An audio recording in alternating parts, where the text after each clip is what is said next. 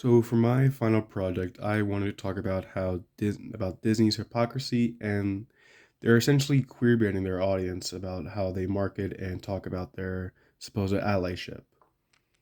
So, with Disney's marketing, Disney, like any other brand, within the recent decade markets itself as it being pro LGBTQ plus and being an ally amongst the community.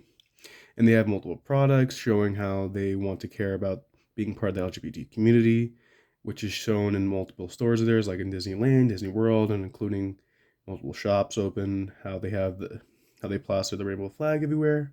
However, the way they show real representation tells a different story.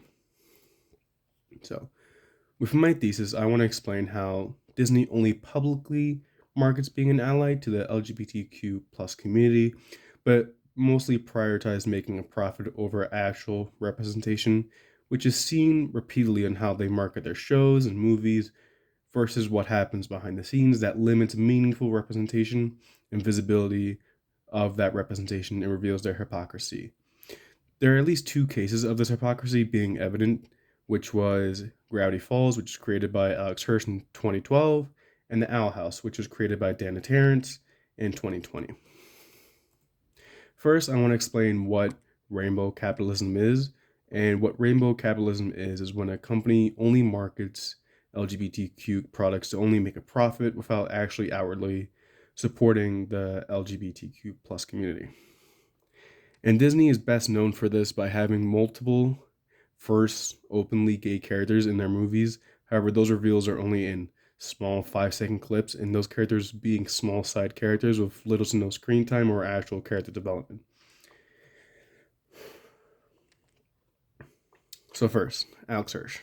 Years after the show Gravity Falls ended, Disney posted on their Twitter promoting their allyship with the LGBT community and stating that, quote, there is room for everyone under the rainbow, end quote.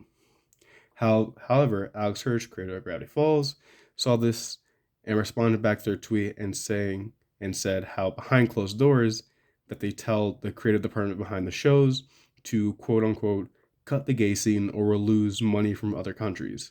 But publicly they market and shell out LGBTQ products catered to the teen demographic. And to the left or to the right, I have Alex Hirsch's quote saying how essentially what I just said, that Disney wants to cut the gay scene and so they wouldn't lose money from countries like Russia and China. However, here in America, they publicly announce it, saying they support it and shell out their products. Next case is Dana Terrence and Owl House. The Owl House was created in 2020 and already faced problems airing as being produced and aired during the COVID-19 pandemic. However, what really caused the majority of their airing issues and scheduling conflicts internationally was the fact that its main character, Luz Nocita, was an openly bisexual protagonist and had a prominent on-screen girlfriend. Due to Luz's open sexuality, the show was heavily censored internationally, and the show was eventually cut short and canceled early, even though the story was still set to continue. The reason why I'm saying this matters is because it's an important issue, as true representation within media, especially children's media, helps erase the stigma and the feeling of isolation being a part of the LGBTQ community can cause. Proper representation of the LGBTQ community needs to take risks and has to be well crafted, which is what the Owl House did and suffered heavily because of it. Properly and boldly taking these risks within media is how we as society can slowly get rid of the negative connotation being a part of the LGBTQ community has, with not only in our own country, but in others where this stigma is heavily present.